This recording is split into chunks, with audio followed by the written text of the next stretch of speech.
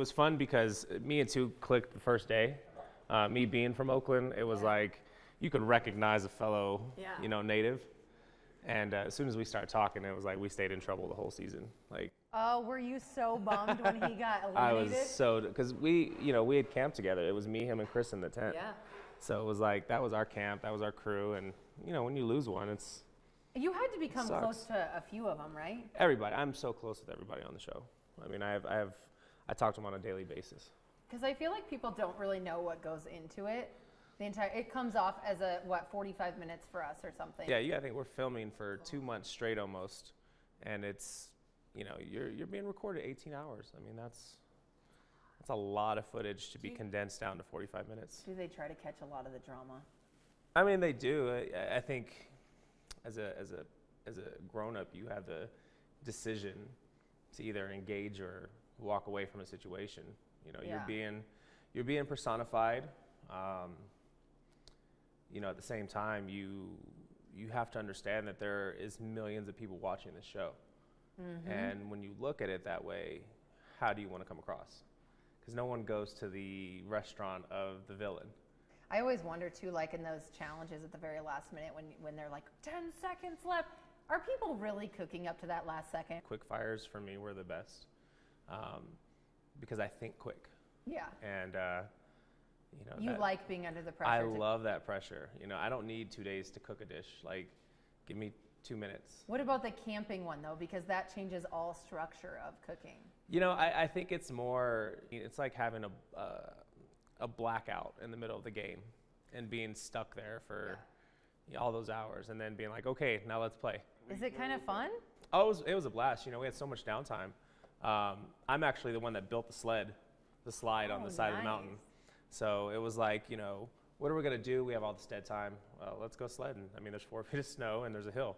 Plus, you've been in Colorado for so long that you're a Colorado guy now. You kind of like that. Well, and the fact that you love too. So me and Two had this great idea. And he goes, yeah, let's definitely do it. And he grabs a sheet tray and he jumps off the side of the hill into the snow and he just sinks. Damn. And I look at him, I was like, such a city guy. You gotta compact it. So we get in there and we compact all the snow and build it and carve it and cut some steps all the way back up. And we literally had every cast member, every director, every casting agent out there just that's amazing sliding on sheet trays. And some of them out of their element. Oh yeah, I mean, what are you in Colorado filming a TV show on Mother's Day? Isn't it in nice Estes Park that you got to show off our state too? You are the native in the show there. I love it. I fell in love with this state, and to be able to share what I love about this state and Estes Park actually being one of my favorite parts of Colorado, it's amazing. And let's talk about that a little bit. When did you move to Colorado? This is my second time living here. So I moved here the first time in 2006. I was the chef of Cheyenne Mountain Resort and Country Club. Loved Colorado Springs, had a great time. I was a city kid. My wife and I missed the city. We wanted to be back in that element. We left. We went to Chicago. We ended up in San Antonio eventually. And we both kind of decided like Colorado was home. I tell you, once you come here, you don't want to leave. We moved back. It took leaving Colorado Springs to appreciate Colorado Springs. This is your third place here in Colorado Springs, right? It's amazing the growth that happens in 4 years. So you've been growing in 4 years. Then you're on this show. That had to just explode things for you. I think between the Food Network cycle of doing Beat Bobby Flay and doing Chopped and some other shows, and then getting the opportunity to do Top Chef, it's amazing what it does for a brand. And what did it do for you?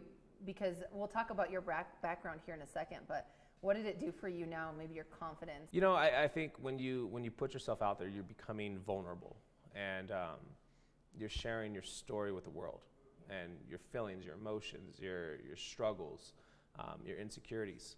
And for me, I've become very comfortable with my background, my story, who I am.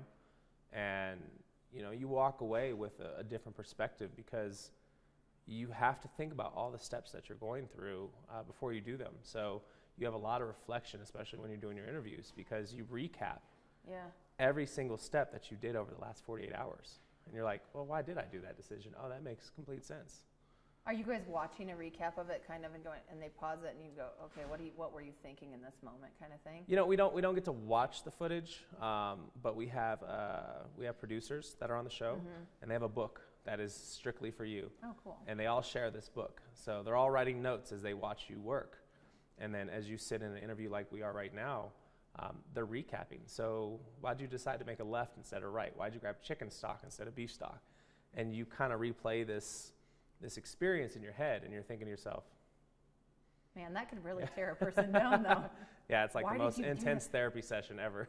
Because you never know when you're going to go home when you go out there. You go with all these ideas and prepping, and then you never know. Well, and the tough part is it's there's a piece of Top Chef that most people don't see on the show is the reality aspect. You know, we can all cook. Everyone's on the show because you can cook. Can you handle the environment? I think that's the biggest challenge is, you know, living with 15 people plus a full casting crew and, you know, production team. It's such a hectic, tight schedule. You're sequestered. You don't have a phone. You don't have internet. You don't have a book. You don't have a magazine. You don't have a radio. You don't have a television. And you're locked down for 2 months. Do you get to talk to your family then when you're there? Once every couple days. Oh, I mean, goodness. I think every 3 days I got to talk to my wife, maybe for 10, 15 minutes on speakerphone while they recorded. Oh my gosh, Yeah. That's invasive, right? It's tough. But you know, you sign the paper. I knew the sacrifice was worth it to be able to represent Colorado Springs, to be able to represent myself, and also accomplish something that I've been wanting to do for years. Yeah, just getting that exposure of the show, win or not. And we don't know if you won. Do you want to tell us right here? I know we can't. I have no idea. You have an idea. We just don't, and that's okay. I understand that. You did talk a little bit about your background on the show, because I want to kind of get into that. I feel like you root for the underdogs because you did kind of come from that. Yeah, you know, everyone has a story, and we all downplay our story, and I think that's something that is just human nature. But as much as you don't want to relive your story, you don't want to go back through what was painful, what was a struggle, it's not meant for you. It's meant for you to tell it so someone else can hear it and hopefully be inspired and make a change and make a difference and go a different direction. So, you know, for me, I've really embraced my struggles, my past. You know, I think I was a middle-class kid without ever knowing that we were ever struggling.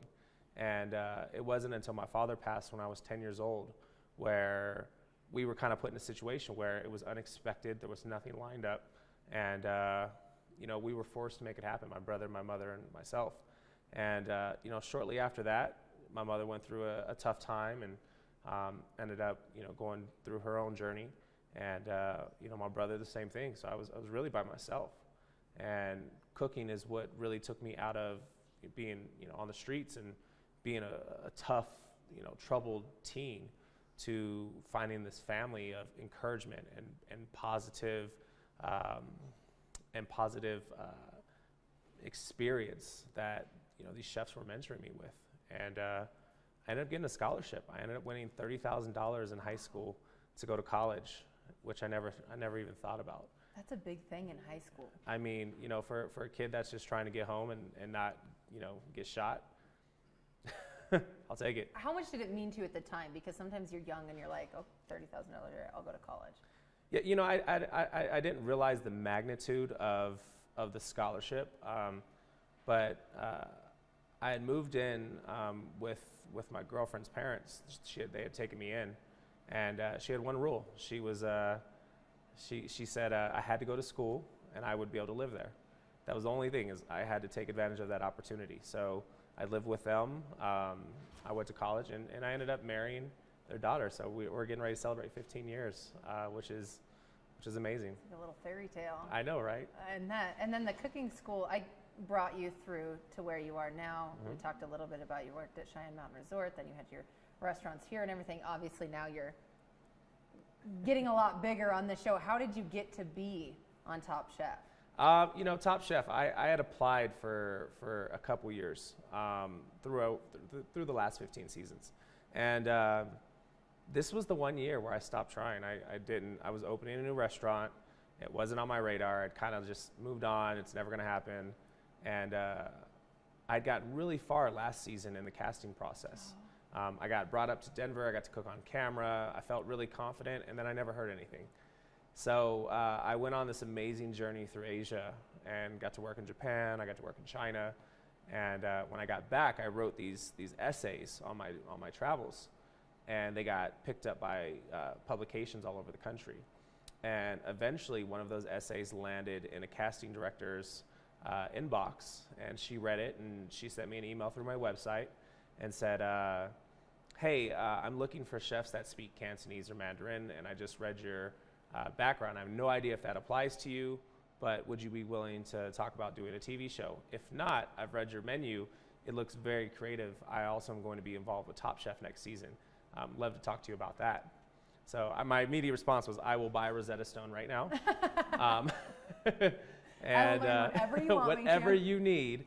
And yeah, we started a dialogue. That was back in October of last year, or 2 years now. And that dialogue continued all the way through the spring. And then that eventually led me to many, many interviews of going through the casting process, Skype interviews, eventually flying to Los Angeles, getting grilled by, 15 producers. And it was intense. But yeah, I got the phone call right when I shut down Street Eats that I was going to be on Top Chef. Season 15. Of reopening another restaurant, or this? I was. It was absolutely the hardest time. I had just shut down that restaurant because our lease was up, and we were getting ready to move over here. And they called me up and they said, "Hey, congratulations, you made it on Top Chef season 15. We're going to need you on Cinco de Mayo."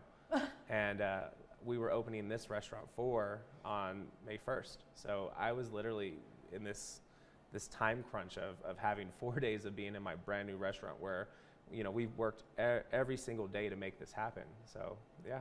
You've been under pressure before, though. You, not just on Top Chef, you were also on Beat Bobby Flay, which is possibly one of my favorite shows. And 2% of people I've ever watched actually beat him. He does not like to lose. But he's good. I mean, he's an Iron Chef. I mean, to get the opportunity is huge in itself. But then to walk away with a win, I mean.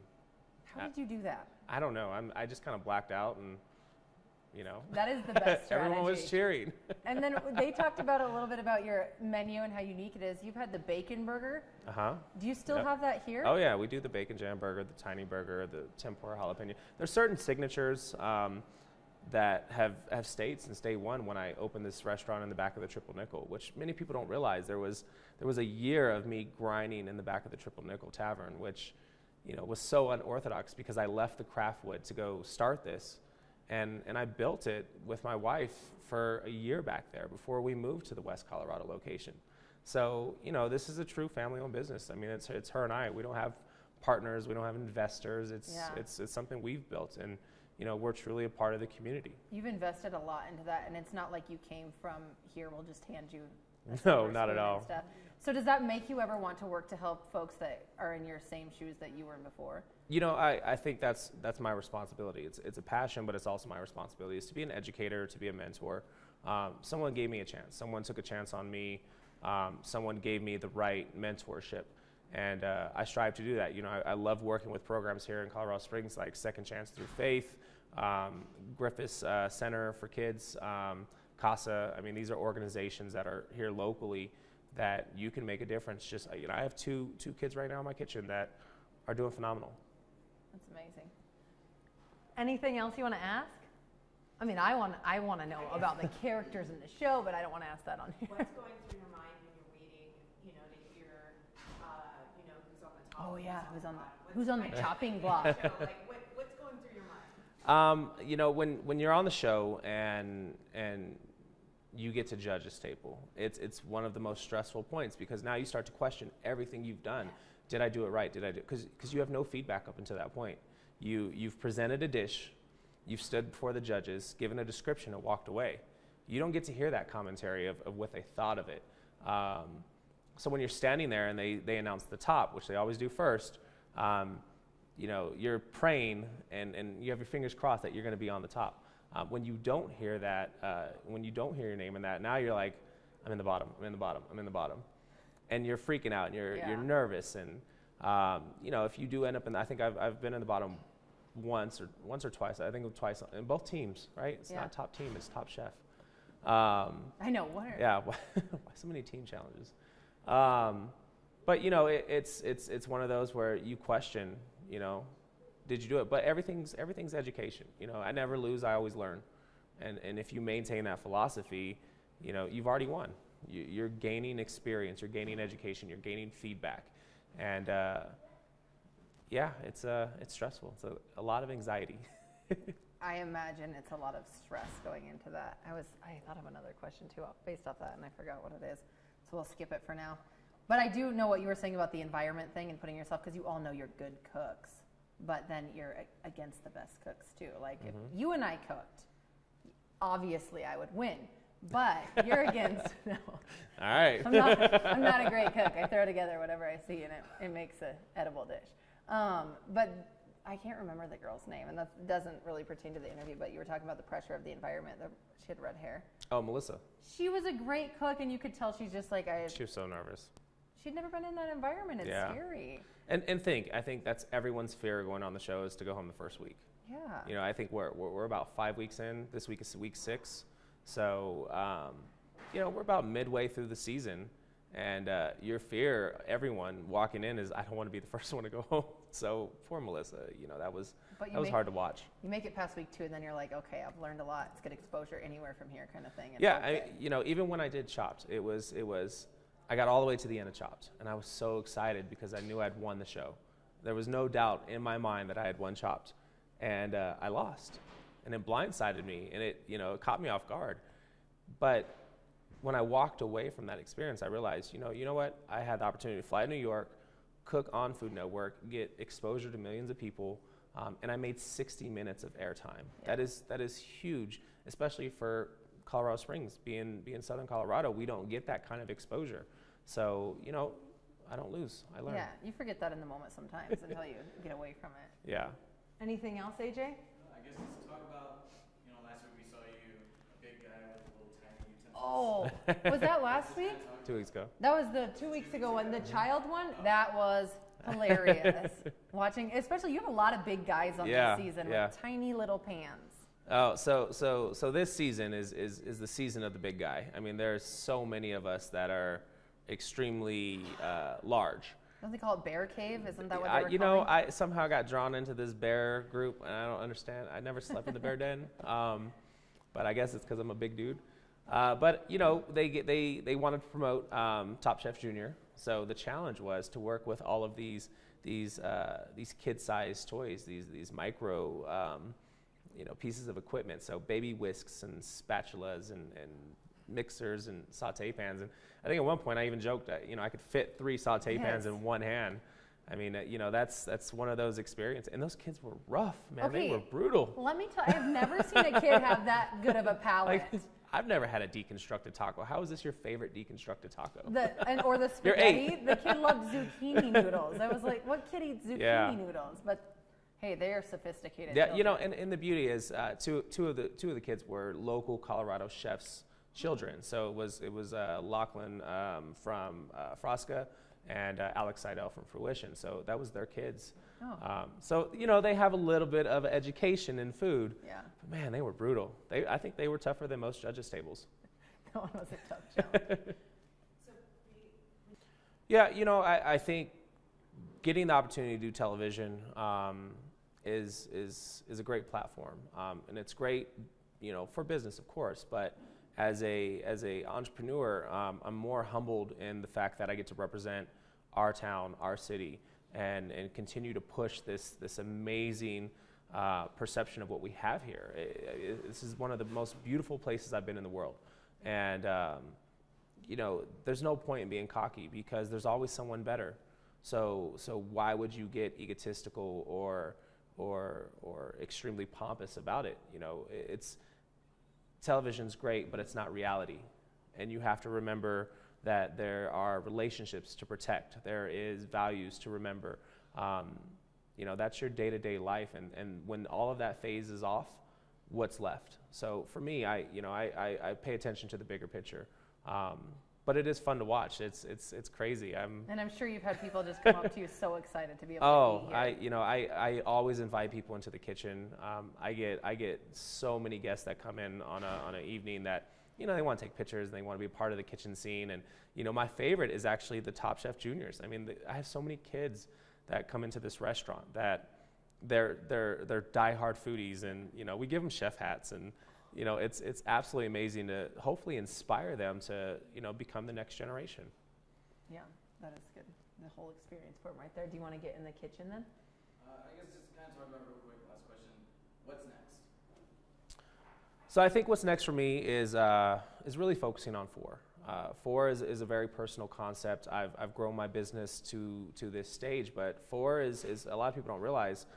My name is truly Brother Marcellus Luck the Fourth.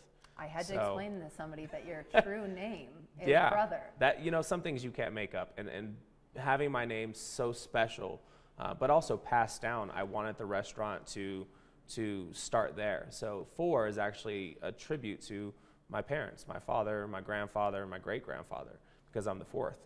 On top of that, we got into four-course tastings. There's four people that influence our food: the hunter, the fisher, the farmer, and the gatherer. We're here in the Four Corner region, and then our menus change every 4 seasons. So it's very symbiotic all the way through. But it's really paying attention on that. I'm enjoying what I'm doing. I love being in the kitchen with my team. I love mentoring my team, growing my team. It's fun to take on a new role as the owner of a business versus just being an employee or being the chef. I think I've apologized to every owner I've ever worked for because I get it now. I'm sorry. I was an egotistical young chef, and now when you're the one paying all those bills, that changes everything. But you've got your hands dirty in every other part of the kitchen, so you get it too. I've built this restaurant from the very beginning, so there's not one piece of this restaurant I don't understand. Seems like it's really rooted in family. You're a family kind of guy. Well, I think when you lose family at a young age, you hold on to what's left, and I think that's been a big piece of my story all the way through, is that experiencing loss makes you hold on to what you have. And, I want to make sure that that's the value of my business.